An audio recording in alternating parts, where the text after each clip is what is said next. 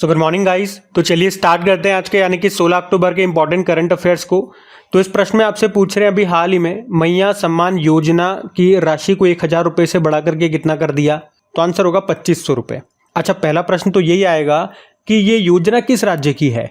तो क्या आपको पता है ये योजना किस राज्य की है? हम पढ़ चुके हैं, इसी साल पढ़ा था। मैया सम्मान योजना झारखंड सरकार ने इसको शुरू किया था। वैसे इस योजना का नाम पहले मुख्यमंत्री बहन बेटी स्वावलंबन योजना हुआ करता था और इसमें महिलाओं को 1000 रुपये की राशि दी जाती है, लेकिन अब उस राशि को बढ़ा करके 2500 रुपये पर मंथ कर दिया गया है।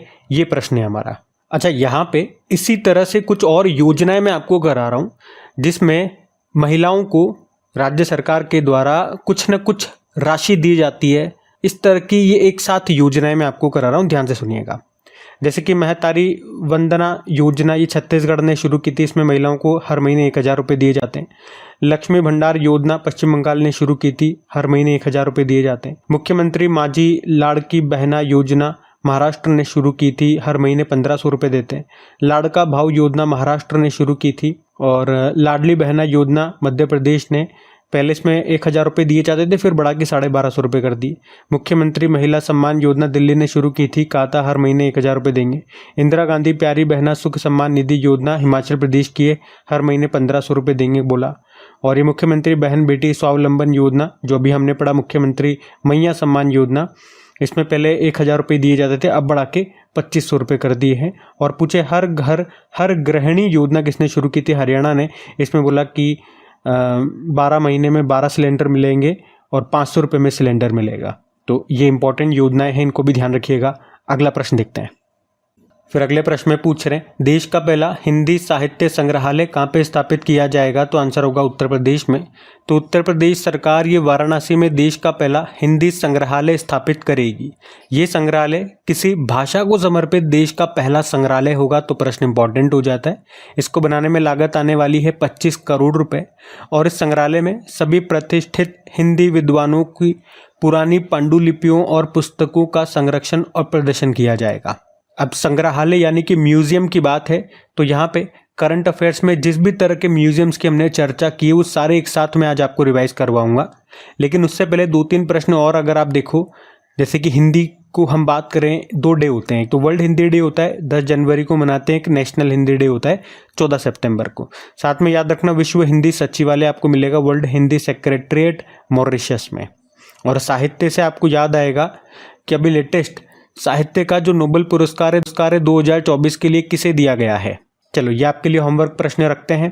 और यहीं पे मैं आपको सूचना भी दे दूं, जो वीडियो को पहली बार देख रहे हैं उनके लिए ये सूचना है कि 2024 के जितने भी नोबेल पुरस्कार दिए गए हैं उनको ट्रिक से याद मैंने करवा दिया है। कल ही वीडियो बना करके अपलोड कर दिया है और जितने भी स्टूडेंट्स ने देखा है सबको वीडियो बहुत पसंद आया है, एक बार में सबको याद हो गया है। आप चाहो तो वीडियो के कमेंट सेक्शन में जाकर के एक बार रीड कर लेना कमेंट्स, उसके बाद वीडियो चालू करना, क्योंकि पहले मैंने ट्रिक बताई है, फिर बाद में उसी पे बेस्ड मैंने आपको क्वेश्चंस भी करवाए कि किस किस तरह से एग्जाम में प्रश्न बन सकते हैं। तो उन सब स्टूडेंट्स ने जब क्वेश्चंस लगाए तो फटाफट से उनसे क्वेश्चंस बन गए।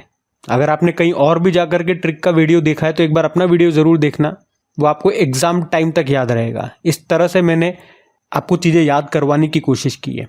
बाकी चलो, अभी म्यूजियम्स की मैंने आपसे बोला तो वो मैं आपको रिवाइज करवाऊँ, तो ध्यान से सुनना और मेरे साथ बोलना कि पहले ऑन साइट स्थल संग्रहालय ये कहाँ पे बनेगा? तमिलनाडु के थूथुकुडी जिले के आदिच नल्लूर में। उत्तर प्रदेश के अयोध्या में बनेगा मंदिर संग्रहालय। विश्व का सबसे बड़ा म्यूजियम भारत में बनेगा नई दिल्ली में और उसका नाम होगा युगे युगीन भारत राष्ट्र संग्रहालय। हड़प्पा संस्कृति का सबसे बड़ा संग्रहालय बन रहा है हरियाणा के राखीगढ़ी में। इसरो ने किस नाम से अपना पहला वर्चुअल स्पेस म्यूजियम लॉन्च किया था? स्पार्क। देश का पहला फिश म्यूजियम बनेगा अरुणाचल प्रदेश में। भारतीय सेना देश का दूसरा पनडुब्बी संग्रहालय बनाएगी पश्चिम बंगाल में। देश का पहला और विश्व का दूसरा इन्फेंट्री संग्रहालय का उद्घाटन किया गया इंदौर में। भारत का पहला डिजिटल फूड म्यूजियम खुलेगा तमिलनाडु के तंजावुर में। भारत का पहला श्रमिक आंदोलन संग्रहालय खुलेगा केरल के अल्लापुजा में। भारत का पहला मैरीटाइम म्यूजियम समुद्री संग्रहालय खुलेगा गुजरात के लोथल में। भारत का पहला ओपन रॉक म्यूजियम ये खुला हैदराबाद में। देश का पहला कार्टोग्राफी संग्रहालय का उद्घाटन किया गया ये उत्तराखंड के मसूरी में। भारत के पहले खुले संग्रहालय जिसका नाम दिया शहीदी पार्क, इसका उद्घाटन किया गया नई दिल्ली में। इंटरनेशनल म्यूजियम डे यह हम मनाते हैं 18 मई को। और देश का पहला नौसेना शौर्य संग्रहालय बनेगा लखनऊ में।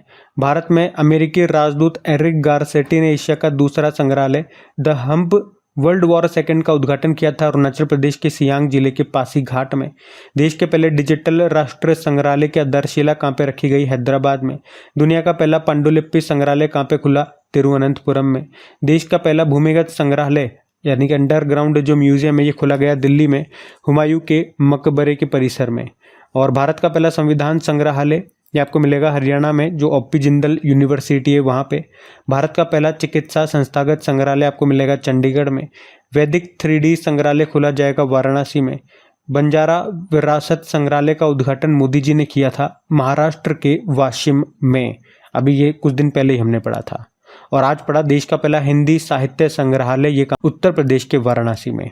तो अभी तक के जितने भी संग्रहालय म्यूजियम्स आपने करंट अफेयर्स में पढ़े थे वो एक साथ मैंने यहाँ पे आपको रिवाइज करवा दिए। और आप देखते होंगे बहुत सारे चैनल्स या बहुत सारी जगह अलग अलग टॉपिक वाइज वीडियोस बना करके आपको देते हैं। तो आप नोटिस भी करना, अपनी जो करंट अफेयर्स की क्लास होती है उसी में बहुत सारे टॉपिक के तो मैं एक साथ आपको टॉपिक वाइज करंट अफेयर्स करवा देता हूँ। इतना डिटेल में बताने के बावजूद भी अपनी क्लास में कोशिश करता हूँ 25 मिनट के आसपास या उसके अंदर अंदर रहे। और आपको इसका फ़ायदा लेकिन कब मिलेगा? जब आप अपनी क्लासेस में रेगुलर रहेंगे। अगर आप इर्रेगुलर रहते हैं, आज पढ़ लिया, कल नहीं पढ़ा, परसों पढ़ लिया, तो फिर इसका बेनिफिट नहीं मिलेगा आपको। रेगुलरिटी रखो। जब भी मैं चीज़ों का रिवीजन करवा रहा हूँ ये शीट में बार बार रिपीट करता रहता हूँ। जब भी इस तरह का प्रश्न आता है तो आपका रिवीजन तो मैं बार बार करवा रहा हूँ। तो आप कोशिश करो मेरे साथ साथ बोलने की, तो आपको ये चीज़ें यहीं पे याद होने लगेंगी। बाकी जितने भी क्वेश्चंस मैं करवा रहा हूँ, जो भी शीट्स एक्स्ट्रा मैं आपको रिवाइज करा रहा हूँ, ये सब आपको पीडीएफ में मैं अवेलेबल कराता हूँ, वो भी बिल्कुल फ्री में। कहाँ मिलेगी पीडीएफ? अपने टेलीग्राम चैनल पे, जिसका लिंक नीचे डिस्क्रिप्शन बॉक्स में है। तो लिंक पे क्लिक करेंगे तो डायरेक्ट वहाँ चले जाओगे। वहाँ पे ज्वाइन बटन को प्रेस कर लीजिए, ताकि उससे क्या होगा, जब भी पीडीएफ अपलोड होगी, वीडियो अपलोड होता है, उसका नोटिफिकेशन सबसे पहले आपको मिल जाएगा। और प्लीज़ अगर सेशन अच्छा लगे तो इसे लाइक ज़रूर कर देना। अपने दोस्तों के साथ में स्टडी ग्रुप में एक बार शेयर ज़रूर कर देना, अगर मेरी मेहनत आपको अच्छी लगती है तो, अगर आपको इससे बेनिफिट होता है तो। अभी अगला प्रश्न, फिर अगले प्रश्न में पूछ रहे हैं, हाल ही में अंतर्राष्ट्रीय ग्रामीण महिला दिवस ये कब मनाया गया? तो आंसर होगा 15 अक्टूबर को। तो हर साल 15 अक्टूबर को international day rural of women यानी कि अंतर्राष्ट्रीय ग्रामीण महिला दिवस के रूप में मनाया जाता है। तो ये दिन ग्रामीण परिवारों और समुदायों की स्थिरता सुनिश्चित करने, ग्रामीण आजीविका और समग्र कल्याण में सुधार करने में महिलाओं एवं लड़कियों की महत्वपूर्ण भूमिका को पहचानने के लिए ये दिन मनाया जाता है। पहली बार इसे 2008 में मनाया गया था। वैसे महिलाओं से संबंधित और भी कुछ दिवस होते हैं, वो भी मैं आपको रिवाइज करवा दूं ताकि कंफ्यूजन आपके माइंड में न रहे। जैसे कि अंतर्राष्ट्रीय महिला दिवस आप सभी जानते हो 8 मार्च को होता है। हम राष्ट्रीय महिला दिवस भी मनाते हैं, नेशनल वुमेन डे 13 फरवरी को, सरोजिनी नायडू की जयंती को। और international day of women and girls in science यानी कि विज्ञान में महिलाओं और लड़कियों का अंतर्राष्ट्रीय दिवस ये 11 फरवरी को होता है। International day of women in diplomacy, कूटनीति में अंतर्राष्ट्रीय महिला दिवस ये 24 जनवरी को होता है।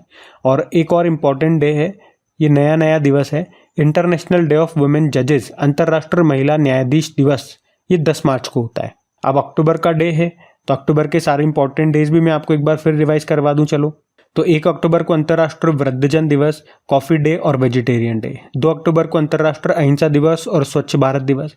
4 अक्टूबर को विश्व पशु दिवस। 5 अक्टूबर को टीचर डे और राष्ट्रीय डॉल्फिन दिवस। 7 अक्टूबर को विश्व कपास दिवस यानी कि कॉटन डे। 9 अक्टूबर को वर्ल्ड पोस्ट डे। 10 अक्टूबर को विश्व मानसिक स्वास्थ्य दिवस, नेशनल पोस्टल डे और वर्ल्ड साइट डे।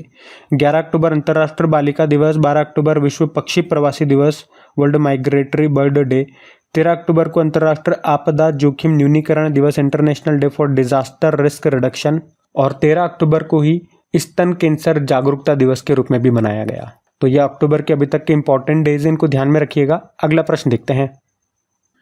तो अगले प्रश्न में पूछ रहे हैं और इम्पॉर्टेंट प्रश्न मार्क करिएगा कि भारतीय तटरक्षक बल के 26वें महानिदेशक के रूप में अभी किसे नियुक्त किया गया। और काफ़ी टाइम से हम इंतजार कर रहे थे, मैंने आपको बताया भी है, लेकिन अभी इनको अपॉइंट कर दिया गया। तो इम्पॉर्टेंट नाम है डीजी परमेश शिवमणि। तो भारतीय तटरक्षक बल यानी कि इंडियन कोस्ट गार्ड फोर्स, इसके अभी 26वें नंबर के डायरेक्टर जनरल बन गए हैं डीजी परमेश शिवमणि इनका नाम है। इन्होंने किन का स्थान लिया या किन के स्थान पे आए हैं? राकेश पाल के स्थान पे आए, जो कि यहाँ के 25वें नंबर के डायरेक्टर जनरल थे और इसी साल अगस्त के महीने में उनका निधन हो गया था, पढ़ा था हम लोगों ने। चलो, पहले मैं आपको भारतीय तटरक्षक बल के बारे में बताता हूँ, फिर इंपॉर्टेंट अपॉइंटमेंट्स रिवाइज कराऊंगा। देखो, भारतीय तटरक्षक बल की स्थापना होती है 1 फरवरी 1977 में, इसलिए इंडियन कोस्ट गार्ड डे आप 1 फरवरी को मनाते हो। इसकी स्थापना किस समिति की सिफारिश पे होती है, ये प्रश्न आएगा, तो KF रुस्तम जी समिति। और इसको स्थापित करने का उद्देश्य क्या रहा? समुद्र में तस्करी और अवैध गतिविधियों से निपटना और भारत के समुद्री संसाधनों की रक्षा के उपाय सुझाना। अच्छा, ये भी प्रश्न आ सकता है, भारतीय तटरक्षक बल का पहला जहाज कौन सा था? ICGS कुठार। ICGS मतलब इंडियन कोस्ट गार्ड शिप। एक INS होता है, भारतीय नौसेना में जो जहाज होते हैं उनके आगे INS लगाते हैं, इंडियन नेवल शिप होता है उसका मतलब। हमारे भारतीय तटरक्षक बल के पहले महानिदेशक VA कामत थे, अभी 26वें बन गए, हमने देखा। DG परमेश शिवमणि नाम है, मुख्यालय नई दिल्ली में है, और आदर्श वाक्य वयम रक्षाम होता है। चलो, ये तो मैंने आपको यहाँ से कुछ स्टैटिक बता दिए। अब कुछ इंपॉर्टेंट अपॉइंटमेंट्स रिवाइज कराऊँ। आपको बताएं, अभी सशस्त्र सीमा बल के डायरेक्टर जनरल बने थे अमृत मोहन प्रसाद। ये जो भी शीट है इसमें मैक्सिमम नाम आपको इसी साल वाले अपॉइंटमेंट है, तो ध्यान में सारे रखने हैं। और BSF के डायरेक्टर जनरल दलजीत सिंह चौधरी बने, CRPF के director general Anish Dayal Singh, CISF के डायरेक्टर जनरल राजबिंदर सिंह भट्टी, नेशनल सिक्योरिटी गार्ड के बने B Srinivasan, special protection group के बने आलोक शर्मा, ITBP के बने राहुल रसगोत्रा, NCC के बने गुरबीर पाल सिंह, और इंडियन कोस्ट गार्ड के हमने देख लिया अभी बन गए DG परमेश शिवमणि 26वें नंबर के। NDRF के बने थे पीयूष आनंद, RPF के बने मनोज यादव, होमगार्ड के राजेश निर्वाण, और असम राइफल के विकास लखेरा, नारकोटिक्स कंट्रोल ब्यूरो के अनुराग गर्ग, और हमारी जो तीनों सेनाएं हैं उसके भी नए चीफ बन गए हैं, वो याद रखने हैं। जैसे कि एयर चीफ मार्शल वायुसेना प्रमुख बने अमरप्रीत सिंह, नौसेना प्रमुख दिनेश कुमार त्रिपाठी, और आर्मी चीफ उपेंद्र द्विवेदी बने। तो मैंने कहा ना, शीट सारी इंपॉर्टेंट है, ध्यान में रखिएगा। अगला प्रश्न देखते हैं। तो अगले प्रश्न में पूछ रहे हैं, हाल ही में 5वें राष्ट्रीय जल पुरस्कार 2023 में किस राज्य को सर्वश्रेष्ठ राज्य का पुरस्कार मिला? तो ये भी अच्छा प्रश्न है। इसका तो उत्तर हो जाएगा उड़ीसा। एक्चुअली में अभी हमारे केंद्रीय जल शक्ति मंत्री हैं, कौन है? CR पाटिल, पूरा नाम है चंद्रकांत रघुनाथ पाटिल। और अभी उन्होंने 5वें राष्ट्रीय जल पुरस्कार 2023 के विजेताओं के नामों की घोषणा की है नई दिल्ली में। ये जो पुरस्कार है, इसे लोगों के बीच पानी के महत्व के बारे में जागरूकता पैदा करने और पानी का हम सही से उपयोग करें, इसके बारे में प्रेरित करने के लिए ये पुरस्कार स्थापित किए गए थे। पहली बार 2018 में दिया गया था, इस बार 5वीं बार ये दिए जा रहे हैं, 5वां संस्करण है। और 9 श्रेणियों में 9 कैटेगरी में दिए जाते हैं। जैसे कि देखो, एक कैटेगरी है बेस्ट स्टेट कैटेगरी, सर्वश्रेष्ठ राज्य की कैटेगरी, यही हमारा प्रश्न था। तो इसमें पहले स्थान पे उड़ीसा है, दूसरे पे उत्तर प्रदेश है। वहीं जिलों की कैटेगरी में बात करें, बेस्ट डिस्ट्रिक्ट कैटेगरी में, तो देखो यहाँ पे आप देख सकते हो अलग अलग जोन वाइज है ये, east zone, west zone, north zone, south zone, इस तरह से। तो लिस्ट मैंने आपके सामने लगा दी है। जिस भी जोन में आप आते हैं, आप उस जोन का जो बेस्ट है, बेस्ट जिला है, वो याद रख लो। अब मुझे तो पता नहीं आप किस जोन में आते हो, तो इसीलिए ये पूरी लिस्ट मैंने आपके सामने लगा दी है। उसी तरह से बेस्ट विलेज में पूछोगे तो पुल्लमपारा है जो केरल में है। और बाकी जो सारी 9 कैटेगरियाँ हैं वो मैंने आपके सामने रख दी है यहाँ पे, आप वीडियो को पॉज करके आराम से देख सकते हैं। या सबसे अच्छा रहेगा PDF में दूंगा ना मैं आपको, वहाँ पे ये पूरी लिस्ट मैं आपको शो करूँगा, तो PDF में आराम से आप सारी कैटेगरी एक बार देख लीजिएगा। और आपका स्टेट या आपका गाँव या आपका जिला जो भी आता है वो तो आप ज़रूर से याद रखिएगा। बाकी हमने इसमें उत्तर देखा था उड़ीसा, क्योंकि बेस्ट स्टेट तो सबको याद रखना है, उड़ीसा है। अब मैं आपको उड़ीसा ले चलता हूँ। चलो देखो, उड़ीसा की कैपिटल भुवनेश्वर है, मुख्यमंत्री है मोहन चरण मांझी और गवर्नर है रघुबर दास। यहाँ का राजकीय पशु सांबर पक्षी है इंडियन रोलर, वृक्ष है पीपल का, और पुष्प है अशोक फ्लावर। यहाँ पे भितरकनिका नेशनल पार्क है, सिमलीपाल नेशनल पार्क मिल जाएगा। डैम की बात करें, हीराकुड बांध आपको मिलेगा महानदी पर, इंद्रावती बांध मिलेगा इंद्रावती नदी पर। और जो व्हीलर द्वीप हुआ करता है उसका नाम बदल के अब्दुल कलाम द्वीप कर दिया। यहाँ का क्लासिकल डांस ओडिसी है, क्लासिकल लैंग्वेज है उड़िया। कोणार्क सूर्य मंदिर आपको यहाँ मिल जाएगा, जिसको ब्लैक पैगोडा कहते हैं, व्हाइट पैगोडा जगन्नाथ मंदिर को कहते हैं। यहाँ के कुछ फेस्टिवल्स भी मैं आपको रिवाइज कर रहा हूँ जो अक्सर न्यूज़ में रहते हैं, जैसे कि नुआखाई महोत्सव हो गया, रजा पर्व हो गया, बाली जात्रा महोत्सव हो गया, कोणार्क नृत्य महोत्सव हो गया, छऊ महोत्सव हो गया, बोईता बंदना महोत्सव हो गया, शीतल षष्ठी पर्व हो गया, धानु जात्रा उत्सव हो गया। बाकी कुछ और यहाँ के करंट अफेयर्स भी मैं आपको रिवाइज करवा दूं। चलो, अभी उड़ीसा के काई चटनी और कोरापुट काला जीरा चावल को GI टैग मिला था। उड़ीसा के सिमलीपाल टाइगर रिजर्व में दुनिया में अपनी तरह की पहली मेलेनिस्टिक टाइगर सफारी शुरू हुई। लघु बाण जाति द्रव्य कार्य योजना लाभा योजना शुरू हुई। ओडिशा विधानसभा की दूसरी महिला अध्यक्ष सुरमा पाडी बनी। मुख्यमंत्री संपूर्ण पुष्टि योजना यहाँ शुरू हुई। भारत का सबसे बड़ा प्राकृतिक आर्क खोजा गया यहीं पे। उड़ीसा ने भारत का पहला क्षेत्रीय एआई न्यूज एंकर लॉन्च किया जिसका नाम लीसा है। राष्ट्रपति द्रौपदी मुर्मू ने सर्वश्रेष्ठ राज्य के रूप में उड़ीसा को भूमि सम्मान पुरस्कार से सम्मानित किया। मुख्यमंत्री संपूर्ण पुष्टि योजना और अबाधा योजना यहाँ शुरू हुई। कपिलेश्वर मंदिर आपको मिलेगा भुवनेश्वर में और इसे आर्कियोलॉजिकल सर्वे ऑफ इंडिया ने संरक्षित स्मारकों की सूची में शामिल किया था। बाकी उड़ीसा के कोरापुट जिले के गुप्तेश्वर वन को राज्य के चौथे जैव विविधता विरासत स्थल के रूप में घोषित किया। स्वयं योजना शुरू हुई थी। देश का पहला राइस एटीएम खुला भुवनेश्वर में। उड़ीसा बनाएगा भारत की पहली आदिवासी स्वास्थ्य वेधशाला। सुभद्रा योजना भी शुरू हुई थी। कामकाजी महिलाओं के लिए मासिक धर्म अवकाश घोषित करने वाला तीसरा राज्य बना था उड़ीसा। पहला और दूसरा था केरल और बिहार। और भारत की पहली सिलिकॉन का यहाँ पे उद्घाटन हुआ भुवनेश्वर में। मानकेडिया समुदाय उड़ीसा में वनों पर निवास अधिकार पाने वाला छठा विशेष रूप से कमजोर जनजातीय समूह पीवीटीजी ग्रुप बना था। टाटा स्टील ने भारत की सबसे बड़ी ब्लास्ट फर्नेस सुविधा कहाँ पे शुरू की थी? उड़ीसा के कलिंग नगर में। बाकी एकलव्य पुरस्कार 2024 दिया गया था प्रत्यक्षा रे को जो कि तैराक है। और अभी हमने लेटेस्ट पढ़ा था यहाँ पे ही ग्रामोदय योजना भी शुरू हुई थी। तो उड़ीसा से संबंधित ये सारे इंपॉर्टेंट करंट अफेयर्स मैंने आपको इस साल के रिवाइज करवा दिए, ध्यान में रखिएगा। अगला प्रश्न देखते हैं। तो अगले प्रश्न में पूछ रहे हैं अभी हाल ही में किसे IAF यानी कि international astronautical federation world space award से सम्मानित किया गया? तो आंसर होगा एस सोमनाथ को। तो इसरो के अध्यक्ष हैं एस सोमनाथ और इन्हीं को अभी international astronautical federation world space award से सम्मानित किया गया और उन्हें यह अवार्ड चंद्रयान 3 की रिमार्केबल अचीवमेंट के लिए मिला है। ये जो IAF वर्ल्ड स्पेस अवार्ड है ये स्पेस एक्सप्लोरेशन के क्षेत्र में सबसे बड़े सम्मानों में से एक है। ये व्यक्तियों या संगठनों को स्पेस साइंस टेक्नोलॉजी और एक्सप्लोरेशन के क्षेत्र में दिया जाता है। और मैं आपको बता दूं इससे पहले भी 2019 में इसरो को चंद्रयान मिशन के लिए ये अवार्ड मिल चुका है और अभी मिला एस सोमनाथ को। एस सोमनाथ जी से 2 प्रश्न आपको याद आएंगे। इसी साल हमने पढ़ा था इनको KPP नाम्बियार पुरस्कार भी मिला था और इनकी ऑटोबायोग्राफी भी आई थी, उसका नाम है निलावु कुदिचा सिम्हांगल जो कि मलयालम भाषा में लिखी गई है। अब यहाँ पे कुछ इंपॉर्टेंट अवार्ड्स मैं आपको रिवाइज कराऊंगा लेकिन उससे पहले चंद्रयान 3 की भी हम चर्चा कर लेते हैं। कई बार वैसे रिवाइज करवा चुका हूँ तो एक बार फिर करते हैं ताकि रिविजन हो जाएगा। तो चंद्रयान 3 हमने लॉन्च कब किया था?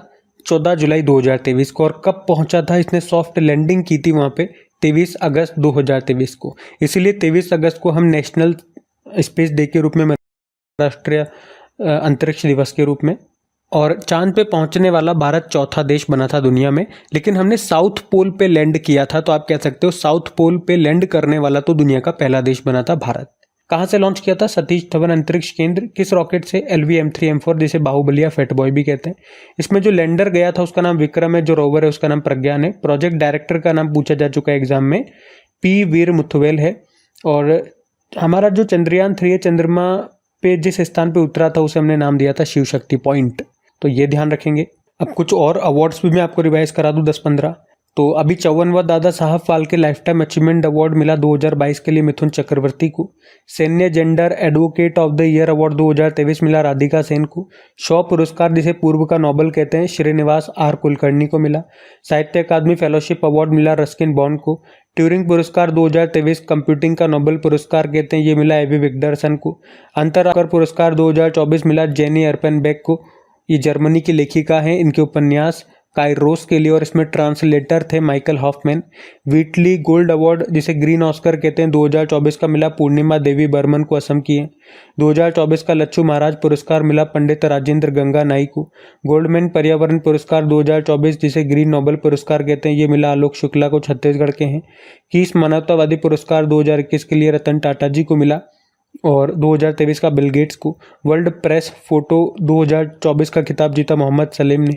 आर्यभट्ट पुरस्कार पावुलेरी सुब्बा राव को मिला। लता दीनानाथ मंगेशकर पुरस्कार 2024 अमिताभ बच्चन को। और एबेल पुरस्कार जिसे गणित का नोबेल पुरस्कार कहते हैं, ये मिशेल टेलाग्रेन को मिला था।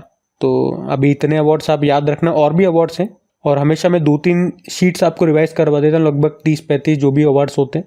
लेकिन इस बार मैंने सोचा इतना ज़्यादा शायद हो सकता है बहुत सारे स्टूडेंट्स को हैवी लगता हो, तो हम इसे टुकड़ों में कर लेंगे। 10-10, 15-15 अवार्ड्स रिवाइज कर लेंगे, कोई बात नहीं। लेकिन जो भी अवार्ड्स मैं आपको रिवाइज करा रहा हूँ सारे इंपॉर्टेंट है। तो अगला प्रश्न देखते हैं फिर। तो अगले में पूछ रहे हैं, अभी हाल ही में 2024 एटीपी शंघाई मास्टर्स टेनिस प्रतियोगिता का पुरुष एकल का खिताब किसने जीता? तो आंसर होगा जानिक सिनर ने। तो एटीपी मतलब एसोसिएशन ऑफ टेनिस प्रोफेशनल्स। तो एटीपी शंघाई मास्टर्स 1000 का जो खिताब है वो जीत लिया है। वर्ल्ड के जो नंबर 1 टेनिस प्लेयर हैं अभी जानिक सिनर, उन्होंने ही, वो इटली के टेनिस प्लेयर हैं। और हुआ कहाँ पे था ये भी? 2 से लेके 13 अक्टूबर तक ये चीन के शंघाई में हुआ। यहाँ पे जानिक सिनर ने किसे हराया? नोवाक जोकोविच को हरा दिया, जो सर्बिया के टेनिस प्लेयर हैं, आप सभी जानते हो। और मैं आपको ये भी बता दूं कि अगर पूछे कितने पुरुष टेनिस खिलाड़ियों ने अपने करियर में 100 से ज़्यादा एटीपी एकल खिताब जीते हैं, तो 2 जने हैं। एक तो अमेरिका के जिमी कॉनर्स, उन्होंने 109 ये एटीपी एकल खिताब जीते, और स्विट्जरलैंड के रॉजर फेडरर ने 103 खिताब जीते। नोवाक जोकोविच इसमें हार गए, वरना वो भी इसमें 100 खिताब जीत जाते। अभी उनके नाम 99 खिताब हैं। अच्छा, वैसे टेनिस वाला प्रश्न है, तो चलो मैं आपको जो साल में जो 4 ग्रैंड स्लैम होते हैं, टेनिस का सबसे इम्पोर्टेंट टूर्नामेंट होता है, वो आपको रिवाइज करवा देता हूँ। और आपको याद है अभी एक और टेनिस प्लेयर ने संन्यास की घोषणा कर दी है, फेल नडाल उनका नाम है। स्पेन के वो टेनिस प्लेयर है जिन्हें किंग ऑफ क्ले कोर्ट कहा जाता है, ये नाम जरूर याद रखना। बाकी चारों ग्रैंड स्लैम याद करें तो देखो, Australian open, French open, Wimbledon open और यूएस ओपन होता है। तो ऑस्ट्रेलियन ओपन में मेन सिंगल का जीता था जानिक सिनर ने, इटली के हैं। और वुमेन्स में आरेना सबालेंका विजेता रही थी, वो बेलारूस की है। इसमें मेंस डबल भी याद रखिएगा, क्योंकि वो भारतीय ने जीता था, रोहन बोपन्ना, इन्होंने भी अभी संन्यास ले लिया वैसे। और इनके साथ ही मैथ्यू एब्डेन है जो कि ऑस्ट्रेलिया से हैं।